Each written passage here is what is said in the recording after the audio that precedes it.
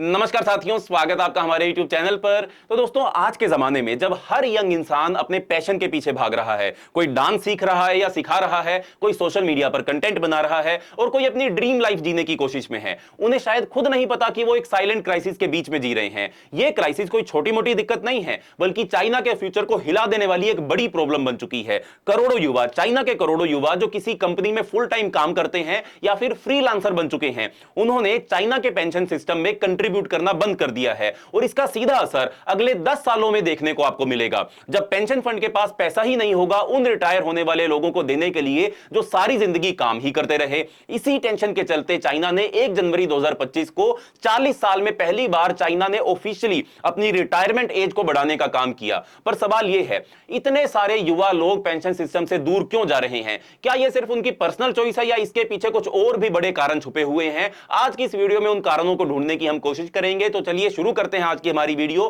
पर उससे पहले चैनल का नाम है दिया ये सब, मेरा नाम है राही मेहता। चैनल को भी सब्सक्राइब कर लें ताकि आप ऐसी इंफॉर्मेटिव वीडियोस देखते रहें। तो दोस्तों, सिर्फ चाइना ही नहीं, दुनिया के और देश भी इस क्राइसिस से गुजर रहे हैं, जैसे फ्रांस, जहां में हाल फिलहाल में ही पेंशन पॉलिसी को लेकर एक प्रोटेस्ट हुआ जो बहुत ज्यादा वायलेंट भी हो गया। अमेरिका में ट्रिलियंस ऑफ डॉलर का बर्डन है अमेरिका की सोशल सिक्योरिटी स्कीम्स, जैसे कि मेडिकेयर पर या फिर सोशल सिक्योरिटी स्कीम्स के ऊपर। लेकिन चाइना का केस थोड़ा अलग है, क्योंकि स्केल ही इतना ज्यादा डिफरेंट है। 2035 तक चाइना के 400 मिलियन लोग जो हैं वो 60 साल से ऊपर हो जाएंगे। 400 मिलियन लोग चाइना के 60 साल से ऊपर, इतना बड़ा नंबर। ये नंबर यूएस और कनाडा की टोटल पॉपुलेशन से भी ज्यादा है। जितने लोग पेंशन लेने वाले हैं उनका नंबर तो तेजी से बढ़ता जा रहा है, लेकिन जो लोग काम करते हैं, उस सिस्टम में पैसा डालते हैं, उनका नंबर लगातार घटता जा रहा है। ऐसे में सिस्टम जो है ये पेंशन वाला चाइना में ये टूटने की कगार पर आ चुका है और अगर इसके अंदर रिफॉर्म नहीं किया गया तो दुनिया की दूसरी सबसे बड़ी इकोनॉमी एक साइलेंट फाइनेंशियल डिजास्टर की तरफ बढ़ सकती है।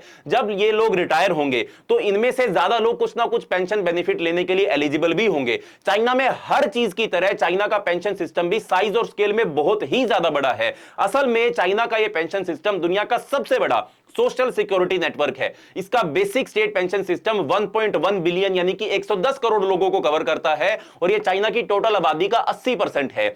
यह system work injury, retirement pension, maternity leave और जैसे बहुत सारे बेनिफिट्स देने का काम करता है। चाइना के पेंशन सिस्टम को समझने के लिए एक बहुत ही सिंपल तरीका है। चाइना के पेंशन सिस्टम के अंदर मुख्य 3 पिलर्स मौजूद हैं। इनको 3 पिलर्स के अंदर डिवाइड किया जा सकता है। पहला और सबसे बड़ा पिलर है बेसिक पेंशन सिस्टम, जिसे नेशनल सोशल सिक्योरिटी फंड बोला जाता है। यह सबसे सिंपल तरीका है, सबसे इंपॉर्टेंट भी पार्ट यही है चाइना के पेंशन सिस्टम का। इसके अंदर 1 बिलियन से ज्यादा लोगों को कवर किया गया है। 100 करोड़ से ज्यादा लोगों को इसके अंदर कवर किया गया है। जिनके पास फॉर्मल जॉब होती है, यानी कि पक्की नौकरियां चाइना में जिन लोगों के पास होती है, उनके लिए इस फंड में पैसा देना लॉ के अकॉर्डिंग कंपलसरी हो जाता है और जिनके पास फॉर्मल नौकरी नहीं है उनके लिए यह वॉलंटरी रहता है। मतलब वो लोग अपनी मर्जी से इस सिस्टम के अंदर, इस फंड के अंदर पैसा डाल सकते हैं। इस पिलर में सबसे इंपॉर्टेंट ग्रुप है अर्बन बिजनेस वर्कर्स का, यानी शहरों में प्राइवेट जॉब करने वाले यंग लड़के या लड़कियां।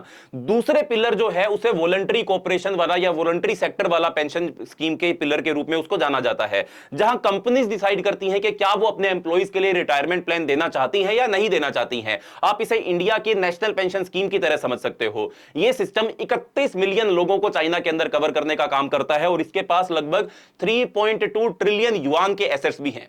तीसरा और सबसे नया पिलर जो है वो है वॉलंटरी इंडिविजुअल पेंशन, जो चाइना में 2022 के अंदर इंट्रोड्यूस करवाया गया था। यह इंडिया के अटल पेंशन स्कीम की तरह आप इसको समझ सकते हो।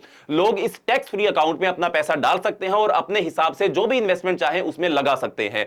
अब तक 60 मिलियन लोग इस प्लान के लिए रजिस्टर कर चुके हैं, लेकिन इनमें से 1/3 लोगों ने अभी तक एक्चुअली इसके अंदर एक भी पैसा डिपॉजिट नहीं किया और अब तक इस फंड में टोटल सिर्फ 28 बिलियन युआन ही पैसा डिपॉजिट किया जा चुका है, यानी कि यह बहुत ही कम अमाउंट है। अब ये जो 3 पिलर्स हैं, इनमें से हर एक में कुछ ना कुछ पैसे की कमी है। 2019 की एक रिपोर्ट के हिसाब से पिलर 1 जो है, पिलर 1 का जो पार्ट अर्बन वर्कर्स को कवर करता है, वो 2035 तक कंप्लीटली पैसे से खत्म हो जाएगा। ये पूरा चार्ट मैं आपको समझाता हूं, तब आपको यह पता लगेगा।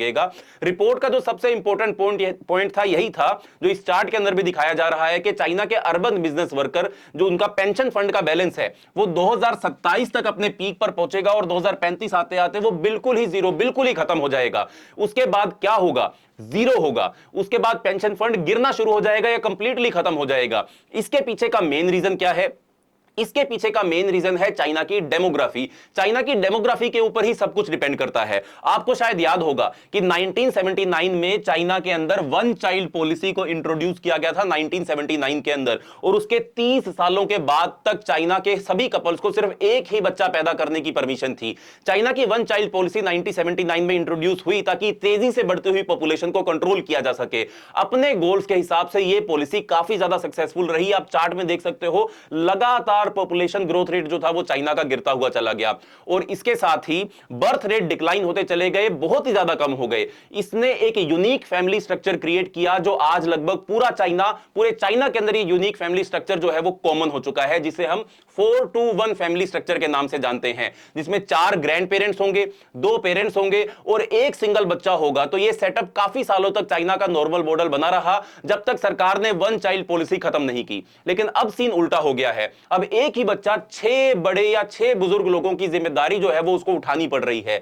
सरकार ने वन चाइल्ड पॉलिसी के इफेक्ट को रिवर्स करने की कोशिश की, लेकिन ये एफर्ट्स ज्यादा काम नहीं आए हैं अभी तक। बर्थ रेट लगातार गिरता जा रहा है, चाहे फैमिलीज को 2 या उससे ज्यादा बच्चे पैदा करने के लिए चाइना की सरकार से इंसेंटिव्स भी मिल रहे हो।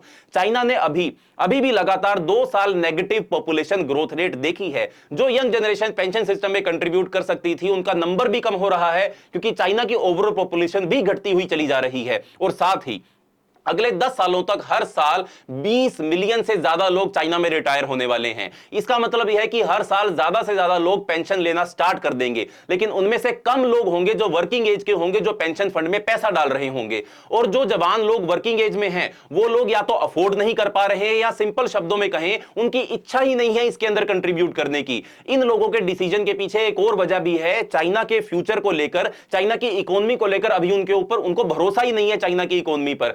दुनिया भर की कंट्रीज को चाइना के फ्यूचर या उसकी इकोनॉमी के ऊपर भरोसा होगा, लेकिन चाइना की जो युवा जनरेशन है, यंग जनरेशन, ये सोच रही है कि फ्यूचर के अंदर चाइना की इकोनॉमी डिक्लाइन में जा सकती है, जिसके चलते वो चाइना के पेंशन फंड के अंदर पैसा कंट्रीब्यूट नहीं कर रहे हैं।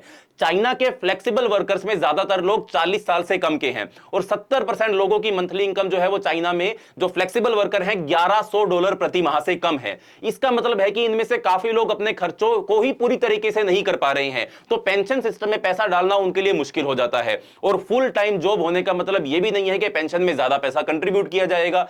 सिस्टम पे एक और प्रेशर भी तो है, कई कंपनीज अपने एम्प्लॉइज के लिए पेंशन कंट्रीब्यूशन के रूल्स को फॉलो ही नहीं करती हैं। एक रीसेंट सर्वे हुआ चाइना में, उसके हिसाब से 6000 चाइनीज कंपनी में सिर्फ 28% ही फुली कंप्लायंट है सोशल सिक्योरिटी के मामले के अंदर। यह बढ़ता हुआ प्रेशर ही एक वजह है कि जिसकी वजह से चाइनीज गवर्नमेंट ने एक हिस्टोरिकल डिसीजन लिया। चाइना के लॉ मेकर्स ने यह डिसाइड किया कि रिटायरमेंट एज को 5 साल तक बढ़ा दिया जाए। जब चाइना दुनिया के सबसे गरीब देशों में से एक था, तब से लेकर आज तक जब वो दुनिया का दूसरा सबसे बड़ा इकोनॉमी बन गया है, उसकी रिटायरमेंट एज कभी भी चेंज नहीं हुई थी, और यही बड़ी प्रॉब्लम भी थी। यूएस, यूके और जापान जैसे बड़े कंट्रीज के अंदर रिटायरमेंट एज चाइना से ज्यादा है। इवन आफ्टर चाइना की न्यू पॉलिसी के बाद भी उनकी रिटायरमेंट एज जो है वो ज्यादा है। आप इस चार्ट के अंदर देख सकते हो, चाइना की रिटायरमेंट एज 55 है, और अब जो उसको बढ़ा दिया गया है, विमेन की 58 कर दिया गया है, मेन की 63 कर दिया गया है। जापान के अंदर 64 है, यूके में 66 है, और यूएसए में 67 है। यानी कि बाकी सभी कंट्रीज के अंदर रिटायरमेंट एज जो है वो चाइना से ज्यादा है। चाइना की नई पॉलिसी आने के बाद भी ज्यादा है, लेकिन फिर भी ये डिसीजन ने पूरे देश में नाराजगी ही पैदा करी है। लोग ये भी पूछ रहे हैं कि क्या रिटायरमेंट एज बढ़ाने से पेंशन सिस्टम पर बढ़ते हुए प्रेशर को कम कर दिया जाएगा, और क्या ये जनरेशन गैप से जुड़ी हुई प्रॉब्लम्स को रोक पाएगा। सच तो यह है कि इस फैसले ने सिर्फ इशू को थोड़ा डिले किया है। आखिर में सरकार को अपने पेंशन सिस्टम को रिफॉर्म करना ही पड़ेगा।